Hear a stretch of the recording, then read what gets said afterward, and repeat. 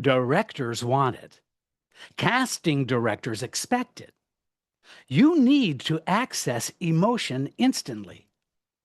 But how do you do that without faking, forcing, or frying yourself emotionally? Let's break it down. This is Casting Actors Cast. Casting actors cast, what a show!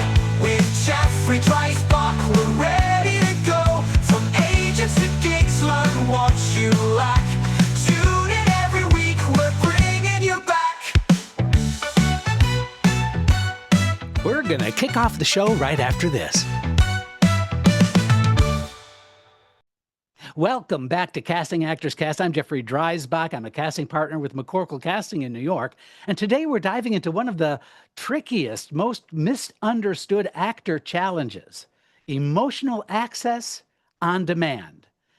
The episode that I did last week was all about silences, those moments, those beats where something always has to be continuing. So I thought that this would be maybe a really nice sister compilation by talking about that emotional state. Because maybe you have a situation where tears need to fall in an audition, for example.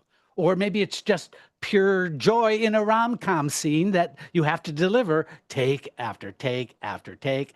Or maybe it's just the ability to feel connected in a moment that isn't naturally sparking anything for you. That happens sometimes. But here's the truth. Emotional access is not about being dramatic or digging so deep that you burn yourself out. It's about building a reliable, healthy process that allows you to summon authentic emotions whenever you need them and let them go when you're done.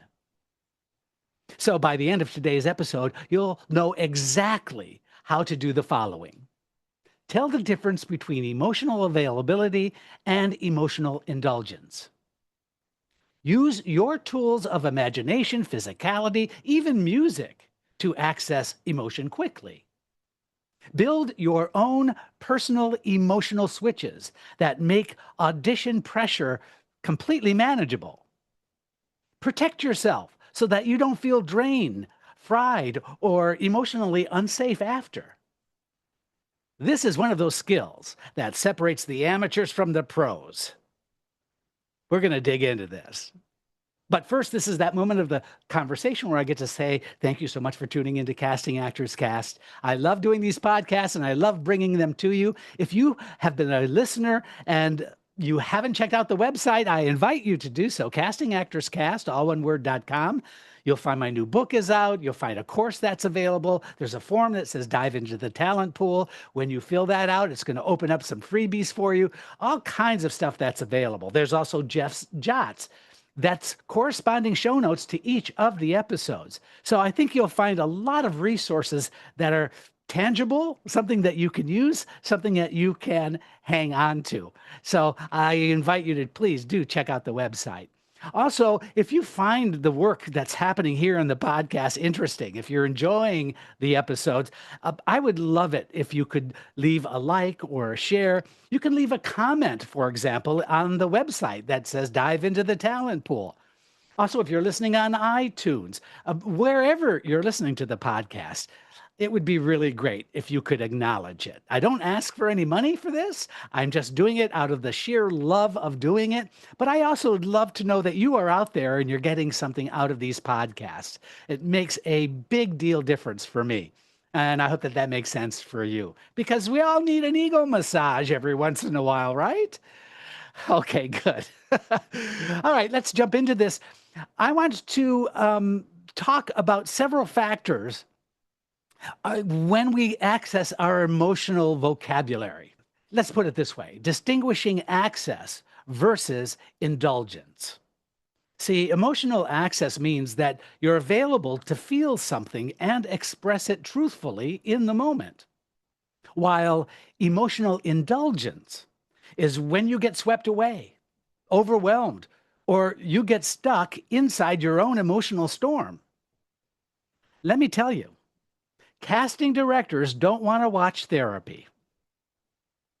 They want to watch choices that serve the story.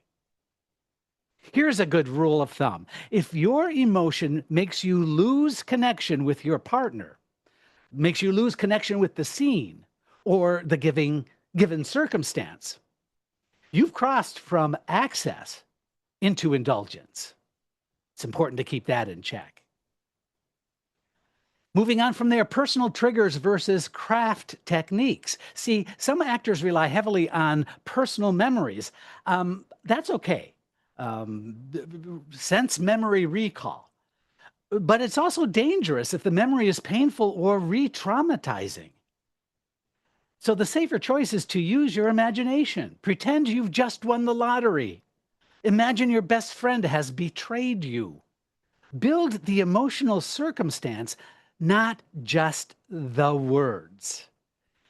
When we use our sense memory and it recalls those kinds of what I call the re-traumatizing events, that's not impressive. The most impressive aspect is that you rely on other tools that can make that scene and make that work come alive. Not indulge yourself in those moments, please.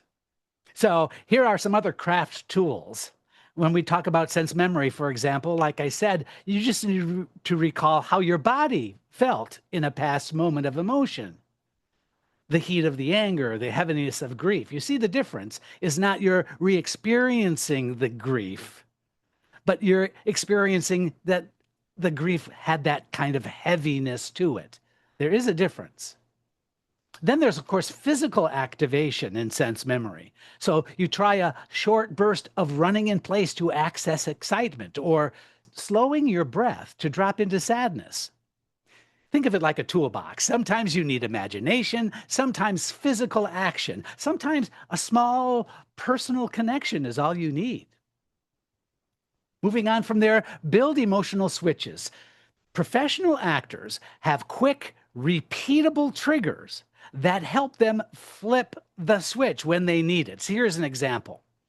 Some of those triggers are as follows. One is a specific song that always makes you tear up or always makes you smile.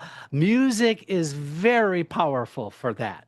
I've seen it being used effectively for when auditioning for a commercial, for example. The right energy of the mood, it can really be found in music. Also, there's a visual image that might make your heart swell. Is it a picture of your grandmother? Is it a picture of your lover? Is it your best friend? If you need to draw upon that, visualization is really useful. And so even holding that picture or even recalling the picture that made you feel the way you feel can be wonderful for tapping into that emotional vocabulary. Now, also, there's maybe a line of dialogue that always brings you into the right headspace. My point here is, and the trick to all of this is consistency. If it works once, then test it again. Then you keep what's reliable and simply discard what isn't. Moving on from there, stay safe. I alluded to this earlier, but please do yourself a huge favor, is avoid re-traumatizing yourself. Your job is storytelling, not self-harm. If a director asks you to dig deep, you've heard that probably from a director, you can, but you must also know how to close that door afterward. You see, guys, that's about technique. That's not about indulging. That's not about, again, that word is so great, re-traumatizing yourself. So I suggest a quick grounding practice. So after the scene that you had to dig deep in, I want you to shake out your body. Literally, physically shake yourself out. Take 3 intentional breaths. Now, if you've listened to the podcast at all, you know I'm a big fan of square breathing. Inhale, hold, exhale, hold. Each one in a count of 4. Remind yourself that what you just did was the character behaving, not you. The healthiest actors are the ones who can step in and step out of emotion instantly without losing themselves. Allow a slight recovery period, but so I don't want to, when I say the word instantly, I don't mean like a switch, but you can have a moment to recover, but you're not indulging that emotion all of the time. You're not indulging that emotion, so it's something that feels like it is cathartic, for example. Here's a practice tool. I think it's a good idea. Why don't you build a playlist of triggers? Yeah, triggers. This is where you can actually train yourself. And so here are some steps that you can take. One, pick an emotion. It can be joy or sadness or anger, whatever it is. Step two, identify 3 triggers for that emotion, right? For example, a song. Maybe a song that you're currently listening to, an older song or whatever, some kind of music that expresses that emotion. I want you to do one out of memory, whether it's an image or whether it's a stuffed animal or whatever it is, that can also trigger that emotion. And I also want you to do one physical action, something that is corresponding to the place you need to go to emotionally.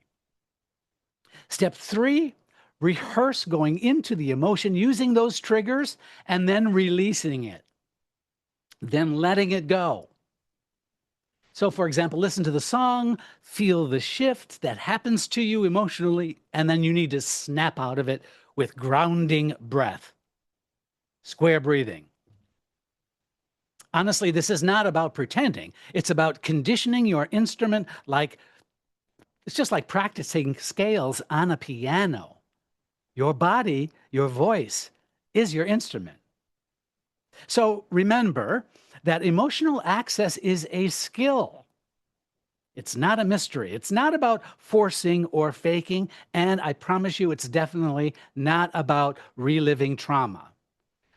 It's really about building relatable, healthy tools so you can walk into any audition, any scene, and know that your emotional life is available to you when you need it. So I've got some homework for you this week. As I have been handing out homework now for the past handful of episodes, I want you to pick one emotion, whether it's joy or sadness or anger, and build a 3-item toolkit for that emotion. One song, one memory or image, and one physical action. Practice shifting into that emotion on cue. Just as importantly, practice letting it go. Do this consistently, and I promise you, you're going to become the kind of actor that casting directors will trust, because you're not just talented, you're reliable.